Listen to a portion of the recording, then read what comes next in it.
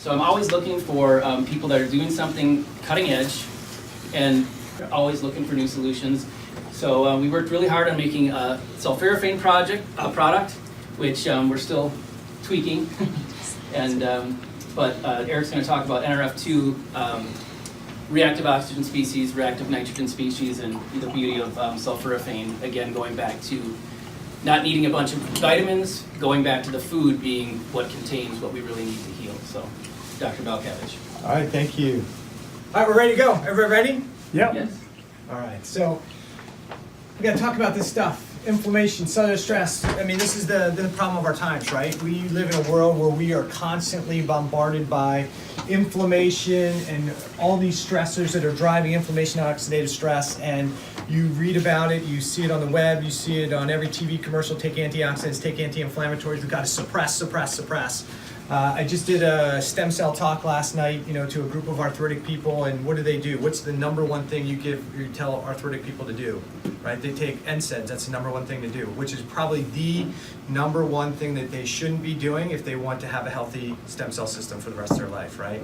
And NSAIDs just shut down your MSCs, decrease function, so it's one of the worst things they can do. But we have everybody, I saw on the big billboard on the way in, like it was, is it vitamin water? Right? Take this for your antioxidant support. Did you see that? It was like on a big billboard, and I was like, oh. So anyway, we've got all of these things that put stress and strain on the system, drive this oxidative stress, which then we link to all these degenerative conditions. And so the real question is, how do we address these things? Do we just need to suppress? Do we just continue to take anti-inflammatory antioxidants? We just pound ourselves with those things and life will be good, right? The issue is, I don't know if that's the best thing to do, because inflammation is actually key to healing, right? It's a really important part of the healing process. If you don't have inflammation, you don't do a great job of activating that stem cell system. You don't have a great ability to regenerate and repair. So we need inflammation. We need free radicals. So we need some of this. So what's the benefit? You help get rid of some of the microbes, thereby eradicating infection. If you're constantly bombarding the system with anti-inflammatories, you're actually inhibiting the natural antimicrobial process. It helps these inflammation-free radicals help drive the detoxification of toxins, facilitates the healing process, and helps us repair our damaged tissue. So, what's the downside to these excessive reactive oxygen species, reactive nitrogen species, and inflammation? Well, we get damage to DNA and lipids and proteins. We see an increase of the blood-brain barrier when we have excessive amounts of these things. We have increases in the inflammatory pathways. We have increased degeneration and increased apoptosis. So we need some, but too much becomes problematic. So it's really about balance. So we have to figure out, how do we balance the antioxidant system with the reactive oxygen system, right? So we have to have balance. It's not about just pounding the system with more stuff, which many of us would have been taught to believe that, hey, you just give enough anti-inflammatories, antioxidants, and everything's going to be good. And that may be potentially one of the worst things we can do for people. So there's a cycle, right? So if as oxidative stress triggers inflammation, inflammation triggers oxidative stress, and these things get out of control, that's what's driving much of our degenerative diseases. So how do we address the inflammation and the oxidative stress? I think all of us in this room, right, this is not necessarily what's taught in allopathic medicine, which is, hey, let's get to the roots, right? Let's get to those foundational factors. And those are the things that we try and help our patients with. They're not sexy though, right? Your patient wants to know, just tell me what I can take. You want me to change my diet? Really? I don't want to do that. But really, that's the number one thing, to reduce the stress, remove the stressors. Kelly and I talk about that every time we talk it. What we're trying to help people with when we're talking about detoxification or anti-inflammatory or redox is they got to do the foundational stuff. And if they don't do this, all we're doing is filling them with more and more stuff, which is essentially what allopathic medicine is often doing, is just giving them more. And we don't really want to do that with all of this stuff. It's just pound them with more stuff, because then we're just doing the same kind of physiologic whack-a-mole that medicine's doing, right? Everybody remember whack-a-mole? Remember that game, right? So we can support with direct anti-inflammatory and antioxidant products. That's one way to address it, right? You can give them vitamin C, you can give them vitamin E, you can give them NAC, you can give them the direct antioxidants, you can give them a direct anti-inflammatory. That method can work, And we see that many times as part of our treatment protocols, right? We've all done it, me too. And then the other issue is to provide phytochemicals to amplify the innate defense of the body and detoxification antioxidant process. So my goal is really to favor this. The more I learn, the more I want to favor that versus doing the indirect. So I think it's about finding a balance, because sometimes you need that kind of help to get that system shut down or calm down, just so you can start helping them feel a little bit better and heal and repair. But long term, if we can use food and phytochemicals to actually help do this naturally, I think that's the best method long term. So a couple key concepts to think about. Everybody heard this term before, hormesis? Has everybody heard that term before? So yeah, some stress is good. You know, we try and shelter ourselves, no inflammation, no oxidative stress, right? And life will be good. But really, we need some of that stress. We need some of that inflammation. We need it in our life. We need it. I think I was talking to Melanie, right? We need the kid. And she's talking as a teacher, right? She's, you know, we may want to shelter our kids so they don't see all the kind of nastiness of the world. But to some degree, we need that to condition them for the realities of life. It doesn't do you any good to live in this little sheltered castle and then have to get out into real world. So we need some mild stress. Mild stress is good. It preconditioned us, gets us ready, right? If we're gonna run a race, we gotta precondition ourselves, get ourselves trained up to be able to do it. If we don't have stress in our life, then when we do get some level of intense stress, more likely we're gonna have more destruction and not be able to manage it, okay? So this is an interesting or important type. So there's lots of different things that can have a hormetic effect. Even the supplements that we provide people have a hormetic effect. Some is good, none may not be great. Some is good, and too much may be problematic as well. It's like the three little bears? Is that what it was? Yeah. So it's a three little bears story. So there's somewhere, though, there's this sweet spot, right, where you find out that, hey, as I exercise and train, which is a great way to increase that mild to moderate oxidative stress, which helps us with healing and repair, then you get to that diminishing returns point and everything starts to go south, right? I did this to myself maybe 6 years ago. I was still training for triathlons and marathons like I was 20. Right, staying up late, studying, training, and then I got my blood work done one day, and I'm like, I'm insulin resistant. I got Hashimoto's, and I'm like, what the heck happened, right? But I was way past the sweet spot, right?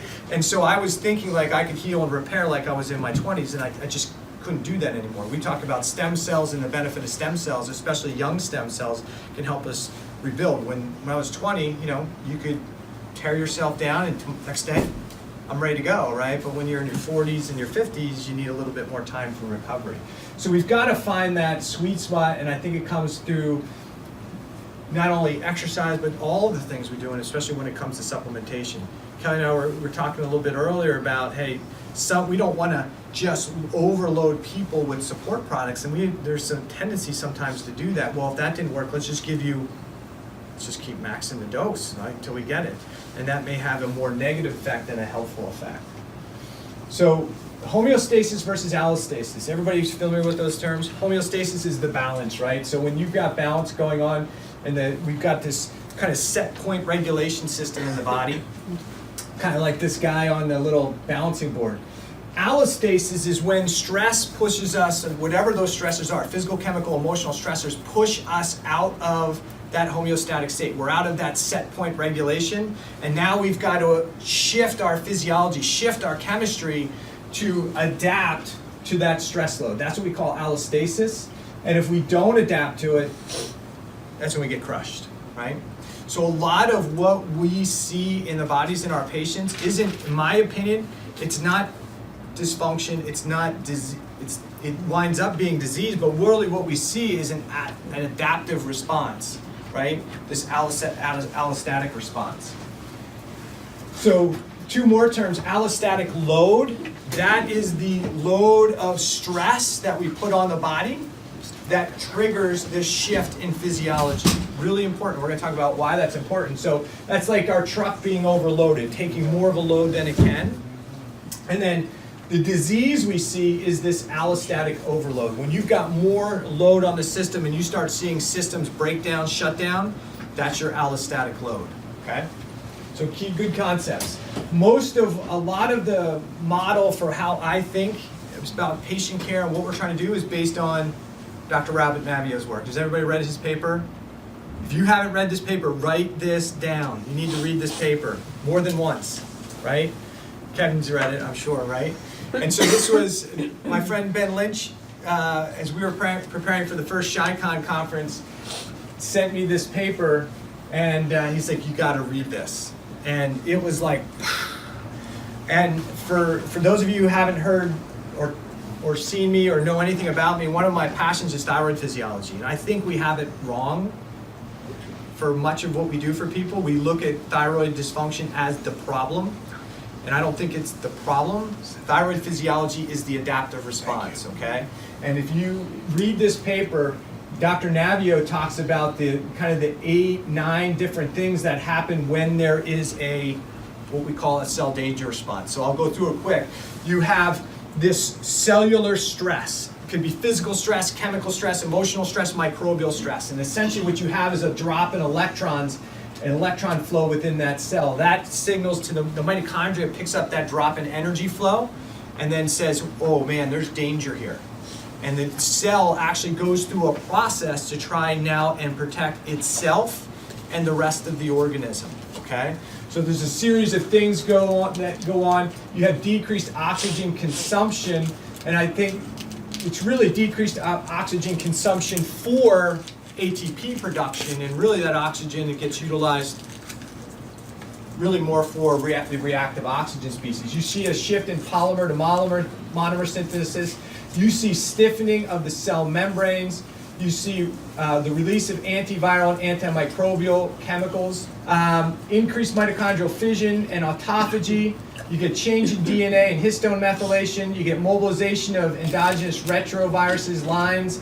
You get warning of neighboring cells by the release of inflammatory chemicals. You get altered host behavior. So some of the things that you see in your patient base, everything you see in your patient base is really as a result of what's going on at the cellular level when there's this chronic stress response. So think about what goes on.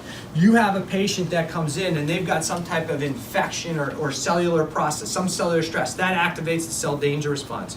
One of those things that happens in the cell danger response, I'll talk about this in a second, in my opinion, is that if you think about what happens with thyroid physiology, one of the first things that happen in the cell is the downregulation or deactivation of thyroid hormone. Not all of it, but a good portion of it. So T4 gets downregulated or deactivated to something called reverse T3. Is anybody familiar with that term? T3 gets deactivated to T2, right? So, is that an accident? That's what causes hypothyroid symptoms. At the end of the day, it's lack of T3 getting to the nuclear receptors inside your cells. That's what it is, right?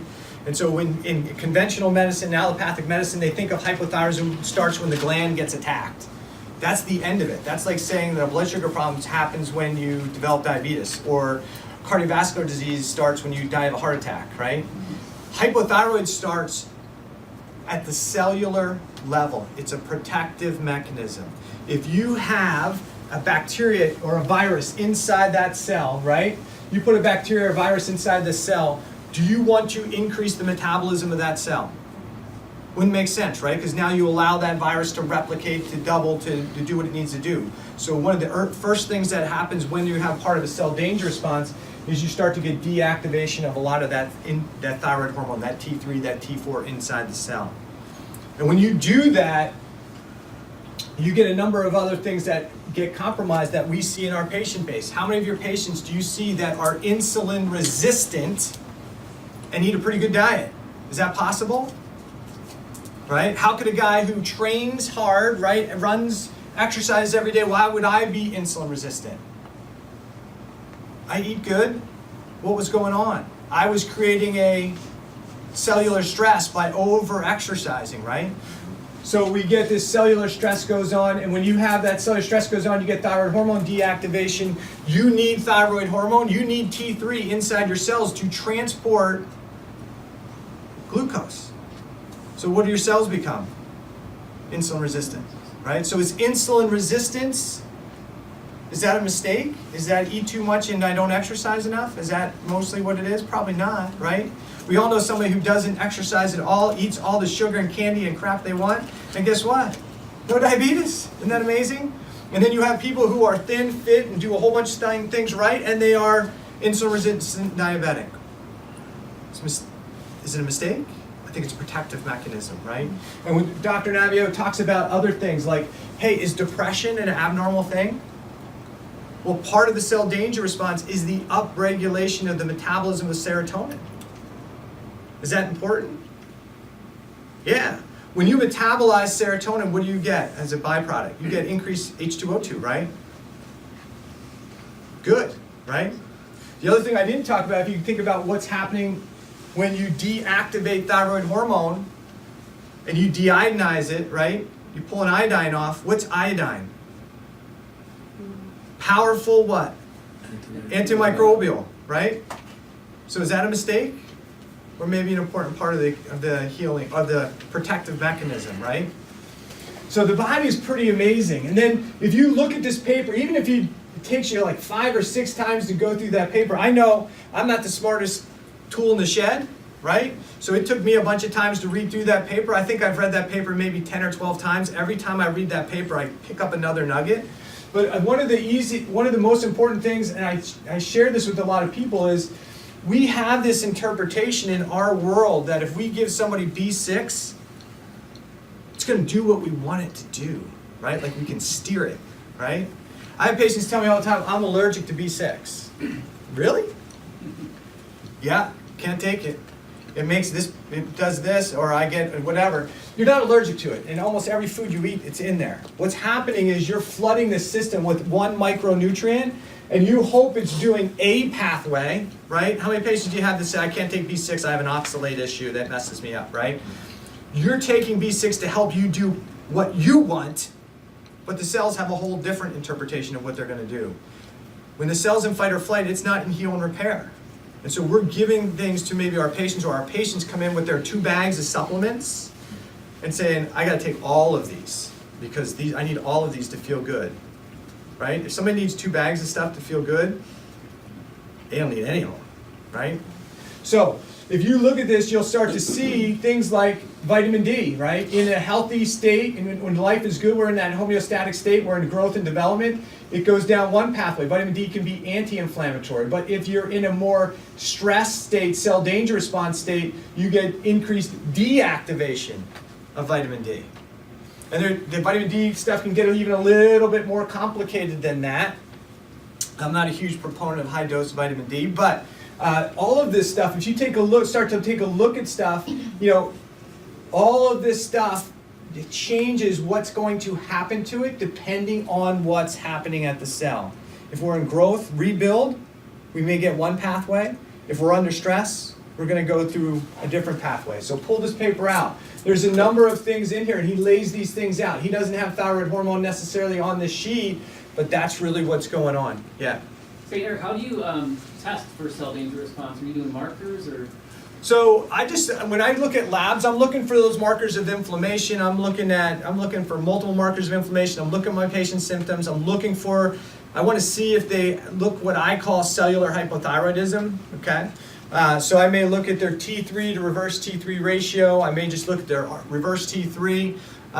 You can't even just do that because you have patients, if their T4 is low, then their reverse T3 is going to be low, right? So you have to look at that whole panel and kind of get a concept of what's going on. And if you look at their timeline or their health history, you know this is a person who's under stress.